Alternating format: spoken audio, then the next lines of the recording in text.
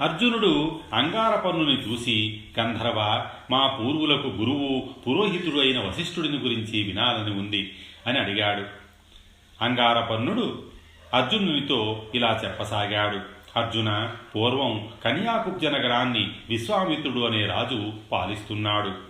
ఒకరోజు అతడు తన సేనలతో సహా వేటకు వెళ్ళి అలసిపోయి వశిష్ఠుని ఆశ్రమంలోకి సైన్యంతో సహా వెళ్ళాడు. ఇరువురు పరస్పర కుశలం విచారించుకున్న తరువాత వశిష్ఠుని బలవంతం కారణంగా ఆశ్రమంలో భోజనం చెయ్యడానికి అంగీకరించాడు. నందిని అనే కామధేనువు సాయంతో అపార సేనావాహినితో సహా విశ్వామిత్రునకు వశిష్ఠుడు షడ్రసోపేతమైన విందు భోజనం పెట్టాడు. అది విశ్వామిత్రుని ఆశ్చర్యచకితుని చేసింది. అలాంటి ధేనువు తన వద్ద ఉండడం ఉచితమని ఎంచి వశిష్ఠుని వద్దకు వెళ్ళి ఆ ధేనువును ఇమ్మని కోరాడు. వశిష్ఠుడు అది తనకు ప్రాణాధారం కనుక ఇవ్వలేనని చెప్పాడు. విశ్వామిత్రుడు రాజ్యంలోని సొత్తుపై రాజుకు అధికారం ఉంటుంది కనుక తాను తీసుకువెడతానని బలవంతంగా నందినిని తీసుకువెళ్ళాడు. తిరిగి వశిష్ఠుడిని చేరిన నందిని తన నుండి అపార సైన్యాన్ని సృష్టించి విశ్వామిత్రుని సైన్యాన్ని చీల్చి చెండాడింది. విశ్వామిత్రునికి జ్ఞానోదయం కలిగి క్షాత్రబలం కంటే తపోబలం గొప్పదని తెలుసుకుని రాజ్యాన్ని విడిచిపెట్టి తపస్సు చేసుకోవడానికి వెళ్ళాడు. తపస్సు వలన దివ్యశక్తులు సాధించిన విశ్వామిత్రునికి వశిష్ఠునిపై మత్సరం పోలేదు. వశిష్ఠుడు కల్మషపాదునికి యాజకుడుగా చేస్తున్నాడు.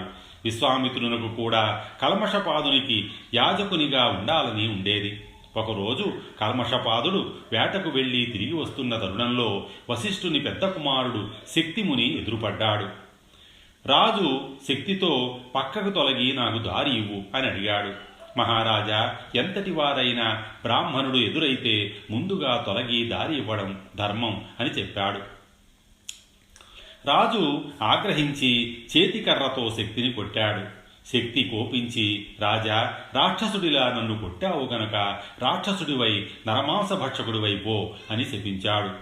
అప్పుడు కళ్ళు తెరిచిన కల్మషపాదుడు శాప విమోచనం ఇవ్వమని వేడుకున్నాడు. దూరంగా ఇదంతా గమనిస్తున్న విశ్వామిత్రుడు కల్మషపాదునిలో కింకరుడు అనే రాక్షసుని ప్రవేశపెట్టాడు.